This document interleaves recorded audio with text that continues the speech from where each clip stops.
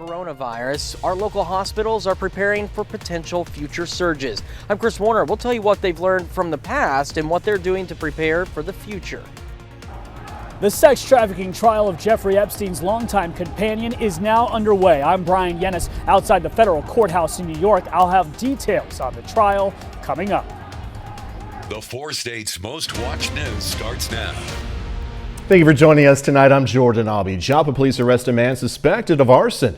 Fire happened at 1101 South Sargent in Joplin. Police say that man right there, the suspect, carried long, broke into the home, stole property, set the house on fire.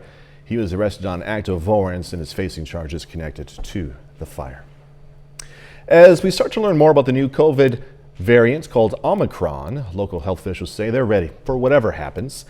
KOM's Chris Warner has more on what they've learned and how they're using it moving forward.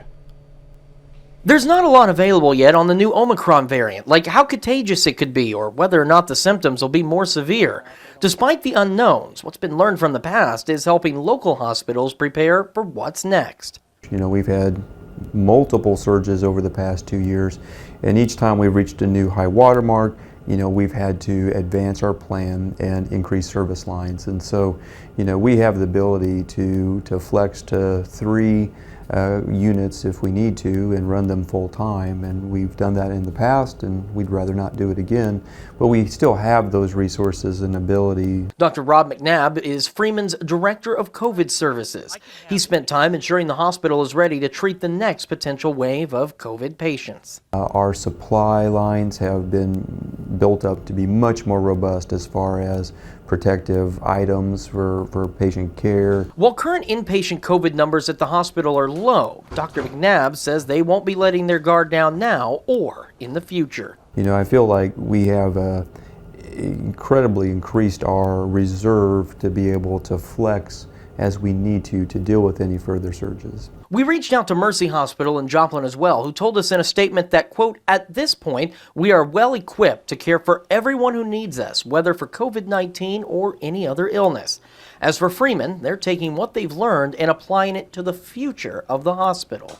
You know, we're about to go into a growth phase here at Freeman, looking at big structural changes, and part of that design is wrapped around needing to have reverse isolation and a respiratory isolation ward.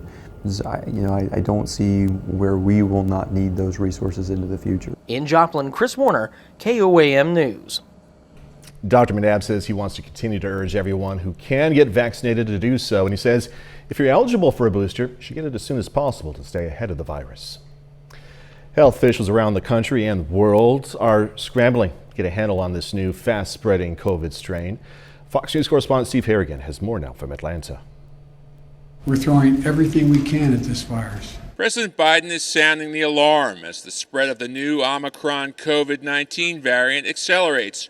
It's already been detected in more than a dozen countries after first emerging in southern Africa last week, and it's spreading more quickly than any strain we've seen before. In South Africa, the positivity rate went from 2% to 9% in just 6 days. But most doctors say there is little risk of hospitalization or death for fully vaccinated people. The chances are very high that the vaccine will offer at least some level of protection. The White House says its containment strategy is based on making sure people roll up their sleeves for vaccines and boosters.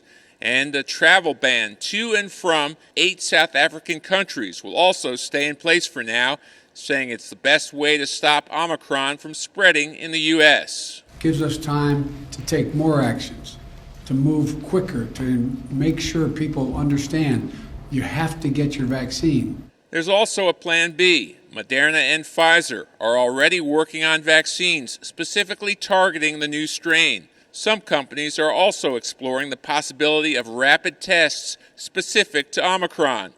But health officials say for now, the standard testing remains effective. Fortunately for us, the PCRs that we mostly use would pick up this very unusual variant. President Biden says there are no plans for further travel restrictions at this time. In Atlanta, Steve Harrigan, Fox News. A federal judge in Missouri is blocking the White House's vaccine mandate on some healthcare workers in nearly a dozen states. The judge issued the order today after attorneys general from 10 states filed lawsuits against the requirement. Missouri's Attorney General's office was the first to file a suit, by the way. Today's order covers only certain healthcare staff and providers that participate in Medicare and Medicaid in the 10 states that brought the case. Under the mandate, by the way, the workers have until December 6th to receive the first dose of the COVID-19 vaccine. Doug Hattie's joining us now. Good day with some good sunshine, Doug. Yeah, it turned out to be a pretty good Monday for us today. Temperatures pretty good as we did go well into the 60s for highs. Chilly start 36, but 66 during the afternoon. Average highs 53 for this time of the year, but not much going on. Pretty much clear skies across the region. That's what we're going to see as we go into the overnight hours tonight. And then we're going to get this fast moving little wave right up across the northern parts of the plains, and that will give some clouds, may even give us a random shower as we go into the daytime hours tomorrow. But temps still pretty good. We're sitting into lower 50s. I think we'll drop back about another 10 as we go through the overnight hours. Of course, we're going to look at the work week here in just a bit. Doug, thank you. Snatch and grab thefts are on the rise nationwide, prompting law enforcement to step up security at retailers from California all the way to the East Coast. Fox News correspondent William Lajeunesse has more now from L.A. A spree of smash and grab robberies terrorized retailers across the country over the weekend. In Los Angeles, 8 bandits smashed into a Home Depot, stealing sledgehammers and crowbars. One employee describes the moment he attempted to stop the looters. We tried to actually stop them. We closed the front entrance, and they put their sledgehammers up. Like whoever got in the way, they were going to hurt them. The LAPD and neighboring jurisdictions say they are now stepping up patrols in shopping malls and high-end retailers. Public safety has to be the cornerstone for everything. The Fresno Police Department will be patrolling and will be on this whole situation of these types of robberies, and that it's not going to be stood for. Meanwhile, new details are emerging after a security guard was shot and killed in Oakland during an attempted robbery. Retired Police Sergeant Kevin Nishida was protecting a news crew, reporting on a snatch and grab theft when the deadly incident occurred. News crews have been forced to hire armed security after becoming targets of robbers looking to steal their camera equipment. Nishida is survived by his wife, 2 children, and 3 grandchildren. I just know that Kevin was being Kevin and was serving and protecting and guarding reporters in Oakland. He was caring and compassionate. Some say the surge in thefts in California is a direct result of a law which downgraded property theft to a misdemeanor for stolen items worth less than $950. In Los Angeles, William Lajeunesse, Fox News. Day 1 in the trial of Jeffrey Epstein's longtime companion, Ghislaine Maxwell. Maxwell facing 6 federal sex trafficking charges as the jury determines her involvement in Epstein's sex ring involving teenage girls. Fox News national correspondent Brian Yennis is outside the federal courthouse in New York with this story.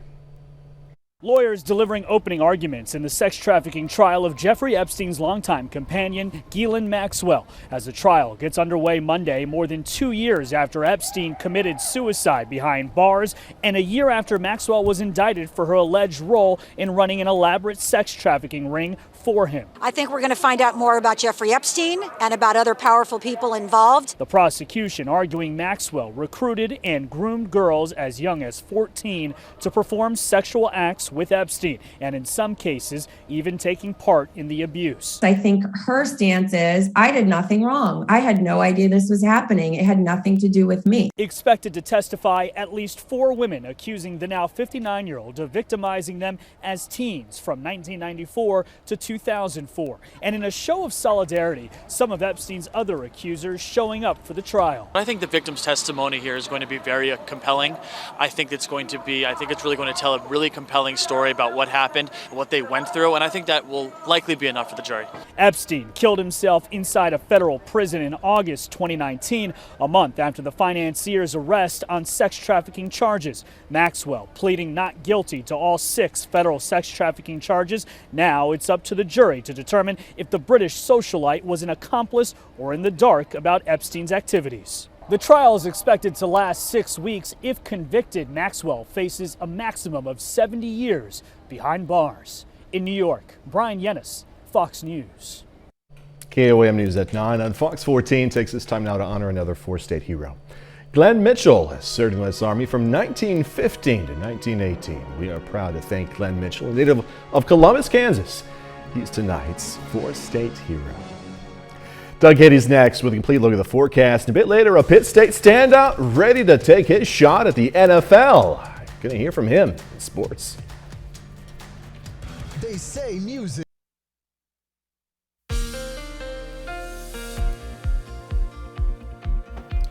Well, it turned out to be a pretty good Monday for us today. Temperatures fantastic into the mid to upper 60s during the afternoon, and we have plenty of sunshine across the board.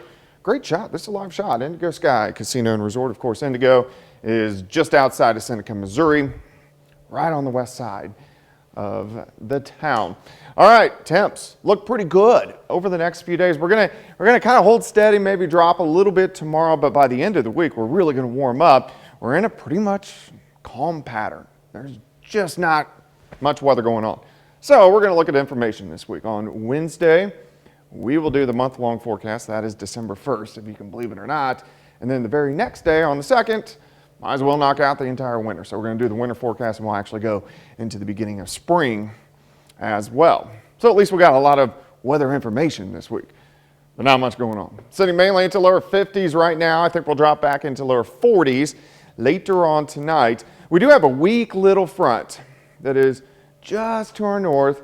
So on the backside, we're getting northerly winds. This is going to slip through tonight, but the temperatures behind it aren't really much cooler. So it's more like a wind shift line, which is right in our northern counties. You can see the winds kind of starting to switch off to the northwest. Everybody else, though, we got a nice southerly wind. Looks pretty good. 7th range line. Currently outside, 53. Clear skies. Humidity is at 57%. We have mostly clear skies. Just a few random little clouds have rolled through. We got one wave rolling through the Great Lakes. We got our next little wave, which will affect us tomorrow. You can see the clouds and a few random showers across the Dakotas. Besides that, not a whole bunch going on. It's due to, in the upper levels of the atmosphere, big dome of high pressure. So it makes these weak waves kind of drop over the ridge and then drop in. They just don't do much for us. So until that high pressure breaks down, we're not going to see a lot of changes. And that won't occur this week. Temperatures drop into lower 40s for us tonight. Clouds increase through the day tomorrow. So by noon, I think most of us are going to be cloudy. During the afternoon, we could get a random shower or a few sprinkles. Overall, not a bad day. Temperature is still pretty good. 42 to start, 59 by noon. High temp right around 64. As we go into tomorrow night, still, we're going to have some bouts of clouds, so partly cloudy skies. And then on Wednesday, we get southerly winds back, and we'll go right back into the mid-60s for highs. So Tuesday and Wednesday, temperatures still pretty good. Then we start to crank them up. We're going to go into the 70s. By the time Thursday rolls around, we're going to go into the 70s for Friday. But Friday, we're going to start to get some clouds. We'll get a weak little wave that's going to give us some showers Friday night into Saturday, and then we're going to cool right back down. But the next few days, temperatures look good. 64 tomorrow, 66 Wednesday, 72 Thursday, 74 on Friday, and then 58 with some showers on Saturday. Is it boring for you? Oh, it's super boring.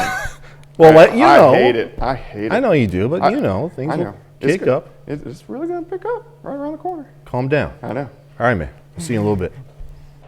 Coming up, a long-standing gift idea getting more life. Gift cards may be one of the more popular gifts this holiday. I'm Lauren Blanchard. What the data shows and how to make it feel more personal. All that coming up. The legendary dating.com. The holiday shopping season started with a whimper. This Black Friday, the Adobe Digital Economy Index says consumers spent an estimated $6.6 billion on Black Friday through 9 p.m. that day, and that's short of the index's projected $8 to $9 billion. However, if these numbers are better than 2020, what isn't, right? With Black Friday sales up almost 30% from last year, experts say COVID fears and fewer doorbuster sales kept those crowds at home to do their shopping online. Some major retailers, including Walmart, Target, Best Buy, are projected to post low profit margins because of inventory shortages. Okay, so today is Cyber Monday, and like all weekend, shoppers are still trying to cross off those gift ideas off their list. But if you can't find the right size or color, like stuff for the in-laws, which may or may not be my situation, Experts say gift cards may be your best bet this year. Fox News correspondent Lauren Blanchard explains. If you're not getting ahead of your holiday shopping now, you're likely going to find limited options the closer that we get to Christmas. From D.C. across the nation, a whopping 3/4 of people say they have been impacted by the supply chain problems, according to a Fox News poll.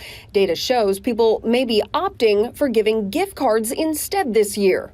E-gift cards are as easy to send as they are to spend. Shelley Hunter is a consumer guide for giftcards.com. She points to inflation, shipping delays, and bare shelves. Recipients love gift cards.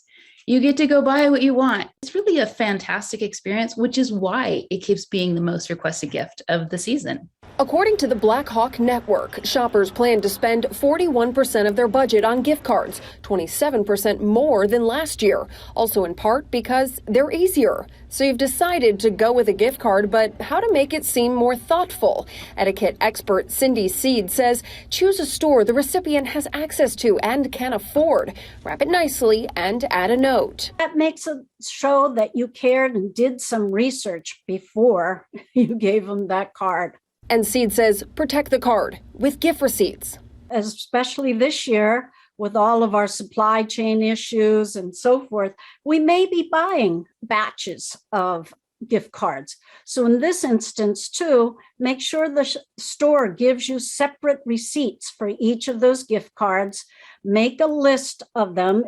And Seed says if you are given a gift card, just like anything else, be sure to write a thank you note after the holidays. In Washington, Lauren Blanchard, Fox News. All right, just ahead, a key Trump administration border policy could be back in play on the southern border. When you give hope. One of former President Trump's key immigration policies appears to be back on its way to the southern border. Meanwhile, it's shaping up to be a busy holiday season for the people charged with guarding this area. Fox News senior correspondent Casey Stiegel has a story now from La Jolla, Texas. As dawn tried permeating the cool morning fog over La Jolla, Texas, U.S. Border Patrol agents worked by flashlight, processing multiple groups of migrants. The majority turned themselves in after illegally crossing the border. At least 2 tried running. 2 others were picked up by local police nearby. We asked Border Patrol if they could send a unit so that we wouldn't have to bring them. They couldn't. Police and sheriff's deputies don't typically enforce immigration law since it falls under federal jurisdiction. However, at least in Texas, local law enforcement has been authorized to step in and help. The boots on the ground tell Fox News it's not getting better anytime soon. I don't think we're going to see any difference in anything until there's a new administration that changes this, because as long as immigration laws stay the way they are, there's not going to be a change. Meantime, the White House is expected to reinstate former President Donald Trump's Remain in Mexico policy after a federal judge ruled it must be put back into place. The Biden administration has repeatedly tried to end the program, which requires migrants to wait outside the United States while their asylum claims are processed. Joe Biden once described the Remain in Mexico policy as dangerous, inhumane, and goes against everything we stand for as a nation of immigrants. So why is he keeping it? He continues to stand by exactly those comments and statements. And the Secretary of Homeland Security put out a memorandum conveying we want to end this program. But we also believe in following the law, and that's exactly what we're doing. A source tells us there are typically some 21,000 U.S. Border Patrol agents working out here in the field.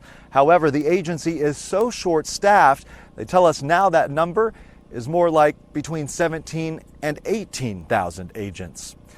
That's the latest from La Jolla, Texas. Casey Stiegel, Fox News. Coming up, a look at some way popular toys of Christmases past, things that have since been, I don't know, blah. At 7 a.m. Area pets got a chance to tell Santa Claus what they wanted for Christmas. Santa can understand, right? Big jolly guy was over at North Park Mall in Joplin taking pictures with those furry friends. Look at those guys. Now, if you missed him today, don't worry. He's going to be back again on December 6th and 13th. All right, the rush to get certain toys for kids isn't new. It's a decades-old scramble for parents trying to please their kids.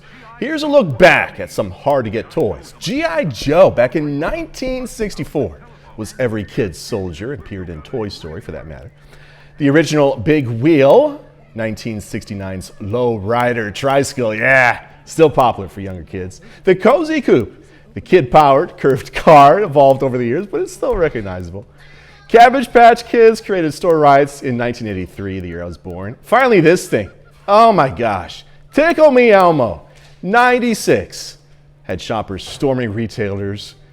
He is, of course, the red Muppet character with an unforgettable laugh. Here's the thing, though. Two things with that. First of all, the toy sounded freaky. It sounded freaky. And then I remember the Christmas after it was big, I went into different stores. You could find that thing pushed way back on the shelves, just getting dust. So it's something. What can happen in a year, right? 30 more minutes, news, weather, and sports coming away. How one local university is trying to calm the nerves of college students during finals week. Congress is back at work after Thanksgiving break. I'm Madeline Rivera in Washington with a closer look at some of the priorities they need to address before the year ends. We're here to help. Maine and Joplin today. Happy birthday to Altoona, Kansas teacher Robert Pierce. He's been teaching for more than 60 years. Chances are he could teach all of us a lesson or two about life itself. Pierce today celebrated his 90th birthday.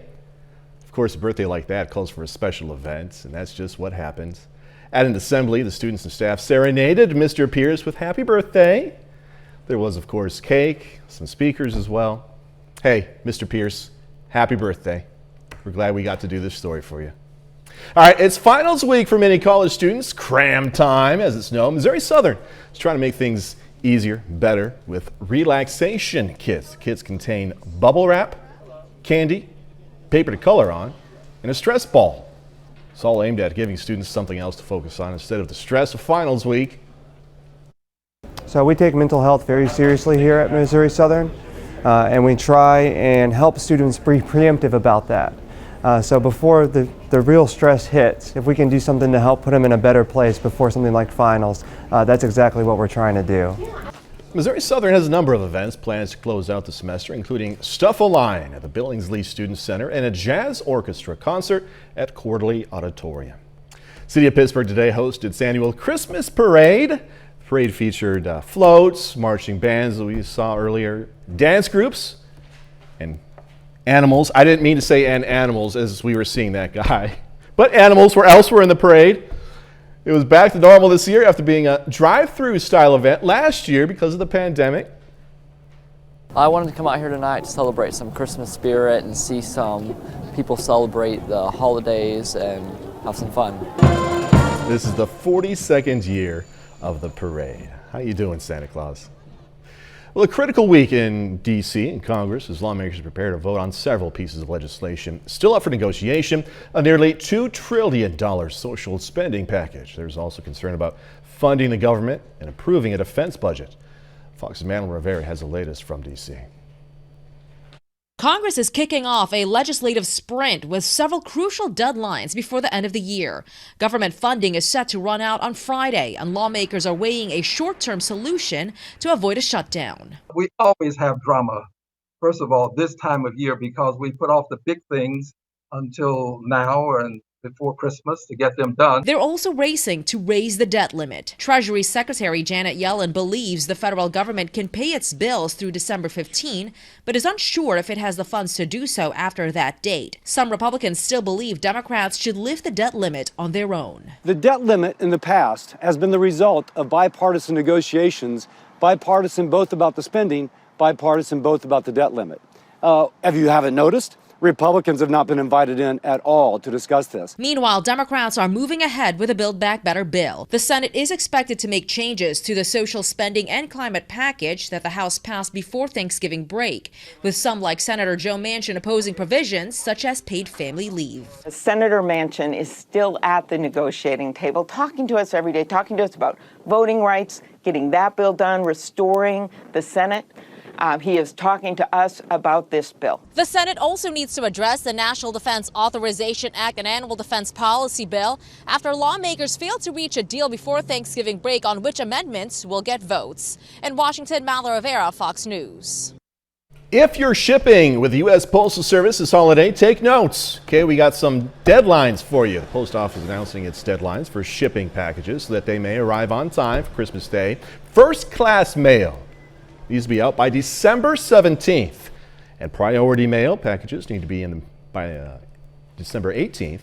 If you need your shipments to travel as fast as Santa Claus, that can be done overnight, and 2-day express service items are due by the 23rd of December. Shipping companies are hiring thousands of temporary workers this season as they, of course, prepare for more packages than last year. And we thank each one of you in advance for all the hard work.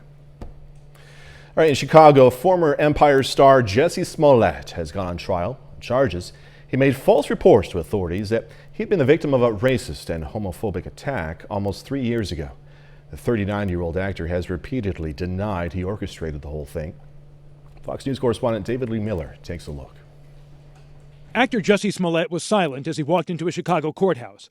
He is on trial for lying to police about an alleged attack that shocked the country. In January of 2019, Smollett, who starred in the now-canceled Fox TV show Empire, said he was assaulted by two men who shouted racist and homophobic slurs and placed a noose around his neck. Following the reported assault, President Trump told reporters, quote, "It's horrible. It doesn't get worse than this." Then Senator Kamala Harris tweeted out, quote, "This was an attempted modern-day lynching."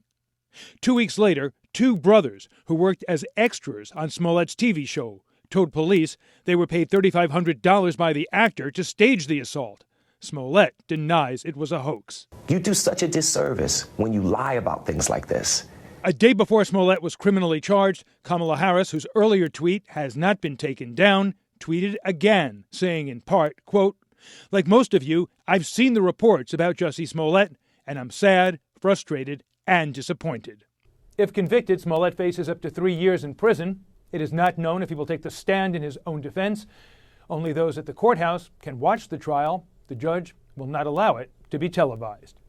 In New York, David Lee Miller, Fox News. A bit later, Jack Dorsey announcing he's stepping down as Twitter's CEO. Going to look at what's next for the social media giant.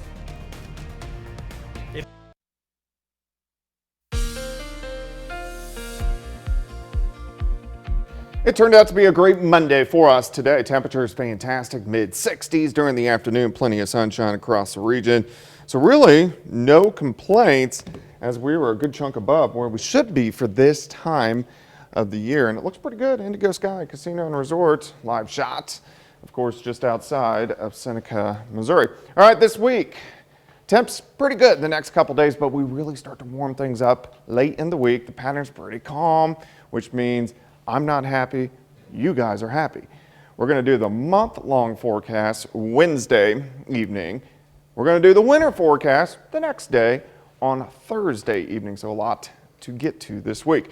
Temps right now, most of us are sitting into the lower 50s, which is not bad for the very end of November. We'll drop back about another 10 degrees or so as we go through the overnight hours. There is a weak little front that is slipping in. Doesn't really have any cold air behind it, so it's more of just a wind shift line, but the winds are going to shift out of the northeast as we go through the daytime hours tomorrow. We still have a light southerly wind across the region. Looks pretty good. 7th and Rangeland currently outside, sitting at 53, south winds at about 10. Humidity is not bad at 57%. Clear skies, nothing going on here in the four-state area. We do have a weak little wave shooting across the Great Lakes. Here's our next weak little wave. You can see the clouds, a few random showers across the Dakotas. This will slide in tomorrow. It'll give us some clouds, maybe a random shower. That is just about it. But besides that, we're really kind of dominated by a big upper level high across the western third of the country. So it keeps these waves shooting above the ridge and then they drop in, but they can't get any Gulf moisture. So they're weak. So we don't get much out of them. Just a front, some clouds, and a few random showers. All right, through the overnight hours tonight, lower 40s, clear skies. Clouds increase through the morning hours. By noon, most of us are going to be cloudy. Cloudy skies during the afternoon, random shower, few sprinkles. That is just about it. But I still think temperatures are going to go at least into lower 60s. 42 to start, 59 by noon, high temp right around 63 or 64. Tomorrow night, still kind of in and out of the clouds. And then by Wednesday morning, our winds switch out of the south. Once again, this helps us warm back into the mid-60s. Plenty of sunshine on Wednesday, but it's Thursday and Friday. We really start to warm things up. We should go into the 70s on Thursday. We should go into the 70s on Friday, but we do get a weak little wave on Friday. It rolls in, clouds increase. We're going to get some showers in here Friday night, and then some showers kind of hanging out during the daytime hours on Saturday, and then we'll cool down a bit Saturday, Sunday, and Monday. 64 tomorrow, 66 Wednesday, 72 on Thursday, 74 on Friday, which is amazing. Those are our temperatures to kick off the beginning of December. It's 2021. Yeah. Crazy things. It'll change up here in about 10 days. Yeah. All right, Doug, thank you so much. Coming up in sports, Pitt State's Dallas Flowers ready to take his shot at the NFL. Going to hear from him. Also, the CJ Classic beginning at Carl Junction High School. Jacob Leonard has those highlights and more next.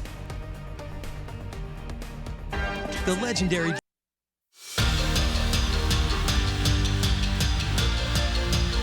Well, today is the opening day of the CJ Classic girls basketball tournament at Carl Junction High School. It's an 8-team field with 4 first-round games on the schedule tonight. Now, the opening game of the tournament this afternoon is Joplin taking on the Nevada Tigers. Maddie Majors gets the putback here for Nevada. Majors 15 points in the first half alone. Tigers up 6 at the break. Now back and forth in the third, Ella Hafer steals. Goes the other way for 2. Other end, great cut and finish for Clara Swearingen. She scores 18 in this one. It was a good quarter for Joplin though. Bryn Driver finishes and the foul. Brooke Nice open in the corner. Eagles cut the deficit to 1 in the third. But Nevada closes it out in the fourth. Majors hits the deep ball from the right side. Then she will drive, scoop it off the window. Game high 23 points from Maddie Majors. Nevada wins and moves on in Carl Junction 50-41. Tournament host Carl Junction actually on the floor right now for their tournament opener against Neosho. CJ out to a 7-point lead at halftime. They're up 18-11 on the Wildcats. Pitt State's Dallas Flowers is taking his shot at making the NFL. Flowers announced over the weekend he's declaring for the NFL draft. Flowers was a big-time playmaker for the Gorillas this fall at defensive back. He had a team-high 4 interceptions to go along with 21 tackles. Flowers was a first-team All-MIAA selection at defensive back. He was also second-team All-MIAA as a return man. We caught up with Flowers to talk about his decision and how his 1 year at Pitt State helped put himself in a good position heading into the draft. I believe that I got more mature throughout the game, learned different calls, different techniques, different schemes. Playing in front of a crowd like that was really preparing me for the next level. Of course, it's 10,000 is not like the NFL fan base, but a lot of colleges don't even have 10,000 unless like a Power 5 school. So taking this step there to Pitt State was important and very beneficial. Well, the Oklahoma Sooners are looking for a new head football coach. Maybe not for long, but former Sooners head coach Lincoln Riley is headed west to be the next head coach at USC. Riley was introduced today as the newest head coach of the Trojans. He joins USC after 5 seasons at Oklahoma. Now, in those 5 years, he won 55 games and 4 Big 12 Conference championships. Here's a little of what he had to say today about leaving Oklahoma behind and heading to the Pac-12. I think it would not be fitting for me to recognize the University of Oklahoma, the impact that it had on me, the people there. This was obviously, I told the team earlier, toughest decision of my life to come here. And it's those people there were tremendous to me. And I'm grateful for my time here. That's one of the best college football programs in the country and has been forever and will continue to be. So very thankful for my time here. And that's a look at sports. We'll be back with more news right after the break. The trial. Big news in the tech world today as Twitter CEO Jack Dorsey steps down. Fox Business correspondent Susan Lee reports. A big announcement out of big tech with Twitter CEO Jack Dorsey stepping down. Dorsey co-founding Twitter back in 2006, serving as CEO until 2008, then later returning to the role in 2015. Dorsey releasing a statement making it known that the decision was his choice and he was not being pushed out of the company. In an email to employees, you have Dorsey saying that the founder-led approach is limiting Twitter. And he's, quote, worked hard to ensure that this company can break away from its founding and founders. Taking over the role of CEO will be Paraj Agrawal, who has been with the company now for more than a decade, serving as Chief Technology Officer since 2017. Dorsey will remain as CEO of his other company, Square, a financial payments company. He had previously split his duties between the two, but concerns were raised recently about his ability to focus on issues facing Twitter. Dorsey will remain on Twitter's board until his term expires in 2022. Twitter saying that the announcement does not affect any, though, of the company's previously shared financial outlook for the fourth quarter, full year of 2021, or even 2023 goals. The news, though, causing Twitter shares to be halted briefly during Monday's morning trading session, and this is after stocks surged in pre-market trade pending this announcement. In New York, Susan Lee, Fox Business. Project detailing the life of the late Amy Winehouse. That and some other news about the celebs when we come back. The late Amy Winehouse's life goes on display. Kim Fields delivers some holiday romance, and wrestling monsters are coming to Paramount Plus. Reporter Dina Demetrius has your Eye on Entertainment report.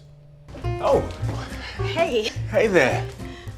Kim Fields plays talk show host Parker Baldwin, who gets thrown into a reality show with a handsome survivalist in the new film Adventures in Christmasing. Well, I can't guarantee we won't run into anyone when we're out in the wild. What do you mean when we're out in the wild? Oh, when you come on my show. Oh, no, see, I'm never going to be on your show. Adrian Holmes co-stars as survivalist Finn Holt. Fields is an executive producer on the project and co-wrote the story behind the film. I hope that audiences take away from Adventures in Christmasing really leaning into coming out of your comfort zone, and that's really where life begins, and not being afraid of the unknown. Adventures in Christmasing debuts today on VH1. Let's get ready to rumble! 22-ton Steve must take on the reigning monster champion Tentacular in the upcoming animated comedy Rumble. But Steve's a reluctant wrestler who loves dancing more than getting into the ring. Will Arnett lends his voice to Steve. Terry Crews plays Tentacular. Rumble streams December 15th exclusively on Paramount Plus. And the life of the late Amy Winehouse is on display in London. Amy Beyond the Stage chronicles the singer's life from her school days to stardom. It features Winehouse's mid-century jukebox, guitars, handwritten lyrics, and costumes. There's also an immersive experience. Amy Beyond the Stage is on display now at London's Design Museum. That's our time for tonight. Thanks so much for joining us. Gonna leave you with more video of the Pittsburgh Christmas Parade. Be safe. Do this all again tomorrow. See you then.